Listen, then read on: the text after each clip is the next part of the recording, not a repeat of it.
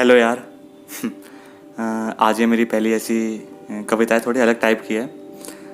लोग कहते हैं कि भाई तो काफ़ी बोरिंग सी लिखता है। मैं सुन चुका हूँ वैसे कई बार ये बात कि सोशल टॉपिक्स पर ही लिखता है, कभी यार ऐसे रोमांटिक वगैरह भी लिखा कर ऐसे करके। बट कुछ लोगों को नहीं पता, बल्कि ज़्यादातर कोई ही नहीं पता कि मैं रोमांटिक लिख लेता हूँ लेकिन शेयर नहीं करता। तो आज ये पहली है, तो आपको आज ये शेयर कर रहा हूँ, इसको पूरा सुनिएगा। हमें कोई दीवाना तो कोई पागल सा कहता है, हमें कोई दीवाना तो कोई पागल सा कहता है। यूं तो दवा कहते हैं इश्क को, पर शिद्दत से करने वाला इसे ना जाने क्यों घायल सा रहता है।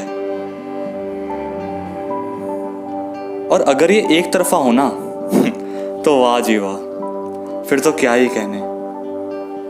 राज दिल का उसके सामने खोल नहीं पाता, पूरे दिन मन ही मन उससे बातें करता हूँ, पर उसके सामने एक शब्द बोल नहीं पाता। उसे जब भी देखता है वो, ये एक लड़के की बात हो रही है, मतलब आप प्लीज़ मेरे से लेट मत करिएगा, ये किसी और दोस्त की कोई कहानी है, मेरे करीबी दोस्त है, उसने नाम बोलने के लिए मना करा है, तो ये उस दोस्त की कहानी है ये। उसे जब भी देखता है वो, तो हर बार अंग्रेजी में वही 3 जालिम शब्द उसके मानो गले तक आ जाते हैं। जब भी देखता है उसे, तो हर बार अंग्रेजी के वही 3 जालिम शब्द उसके मानो गले तक आ जाते हैं। बस ना तो नहीं बोल देगी ना मेरी आंखों की नूर, कुछ ऐसे भारी से ख्याल उन लफ्जों को खा जाते हैं। और जब भी उससे बात पूरी होने के बाद जब खत्म हो रही होती है ना, तो फिर वही लफ्ज गले तक आकर मानो आजाद होने को फड़फड़ाने लगते हैं। वो चल पड़ी होती है और फिर मुंह से निकलता है सुनो। इस सुनो को सुनकर वो मुड़ती है और फिर उसकी आंखों में वो रोशनी देखकर मेरी जुबान पर अंधेरा छा जाता है। वो कहती है हाँ क्या बोलो, तो मैं अपना ख्याल रखना कह देता हूं। उसके लिए जज्बातों की वो पोटली खुद तक समेटने का वो दर्द हर रोज सह लेता हूं। और एक दिन भाई साहब इसने हिम्मत करके अपनी उस जज्बातों की पोटली का सारा सामान उसके सामने बिखेर दिया। दिल में था जो भी एक सांस में उड़ेल दिया।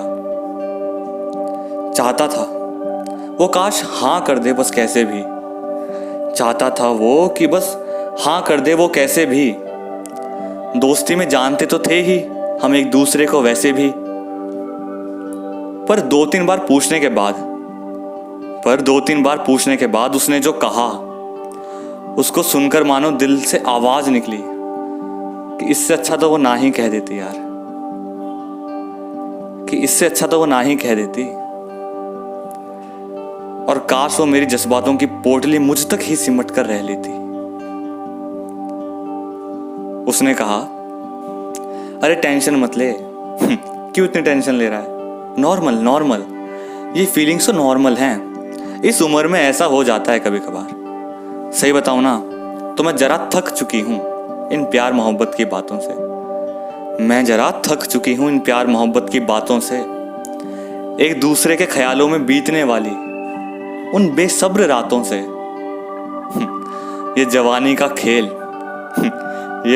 का खेल बस कुछ ही पलों का होता है, कहाँ मिलन ऐसी ना समझ धड़कनों का होता है। मैं सच में थक चुकी हूं यार, प्लीज। अब वो लड़का आखिर क्या ही बोलता। जवाब तो उसके पास उसकी इन समझदार उलझनों के सारे थे।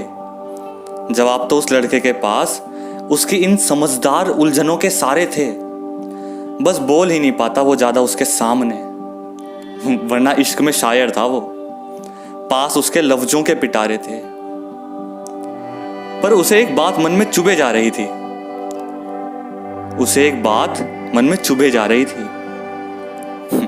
क्या थी वो बात कि देखो ना लोग अक्सर कितनी जल्दी थक जाते हैं। लोग अक्सर कितनी जल्दी थक जाते हैं किसी के जायज जज्बातों का मुशायरा देखकर थोड़ा जल्दी पक जाते हैं। लेकिन वो समझदार अभी कहाँ रुकने वाली थी। कहने लगी कि इस वक्त कोई मुझसे कुछ भी आके कहेगा ना तो मुझे उस पर विश्वास ही नहीं होगा। कितनी भी कोशिश कर लो, मुझे तुम्हारे प्यार का जरा भी इस वक्त ना एहसास ही नहीं होगा। यहां तक तो सही था, सुन रहा था बेचारा। और आखिर में वो बोली, तुम समझ रहे हो ना। अब वो मुस्कुराने लगा। अब उसकी आंखों में कुछ नमी भी थी जो शायद उसे नहीं दिखेगी। और वैसे भी वो तो ठहरी समझदार इन झूठे फालतू जज्बातों की पोटली उसके सामने नहीं टिकेगी। और कुछ समझ में ना आते हुए भी वो बेवकूफ इस गधे ने कह डाला, नहीं बिल्कुल, हाँ मैं बिल्कुल समझ रहा हूं, अरे कोई बात नहीं।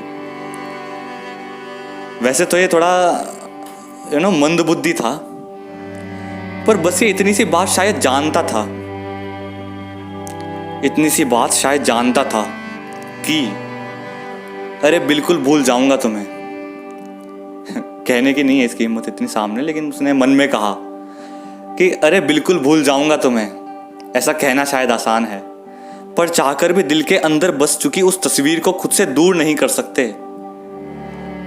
बिल्कुल भूल जाऊंगा तुम्हें, पर ये कहना आसान है, ये चाहकर भी दिल के अंदर बस चुकी उस तस्वीर को अपने से दूर नहीं कर सकते।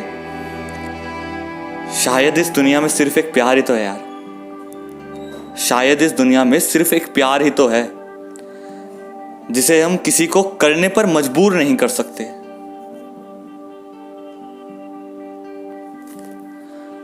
पर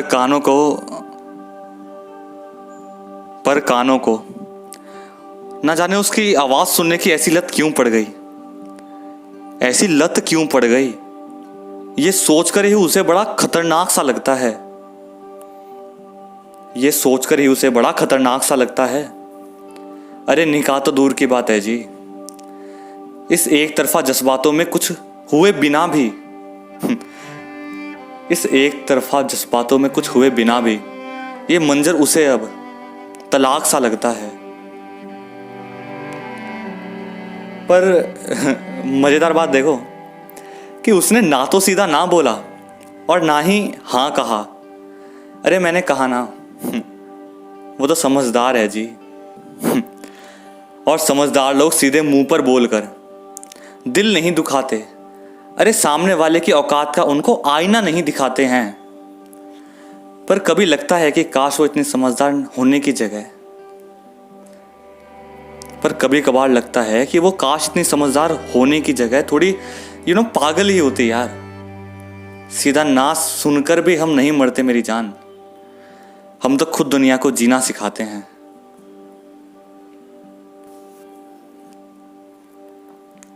मगर हाँ, तुम चिंता मत करना, उस लड़की का पीछा तो उसने उस बेवकूफ ने उसी दिन छोड़ दिया यार।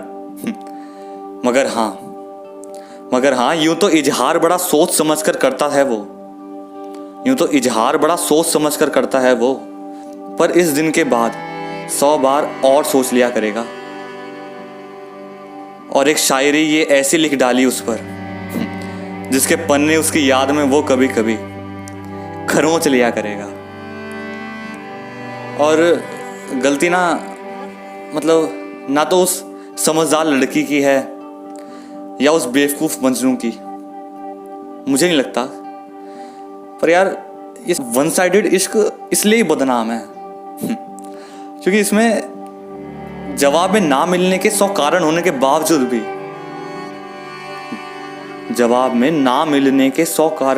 बावजूद भी हाँ कबूल है, सुनना ही अच्छा लगता है।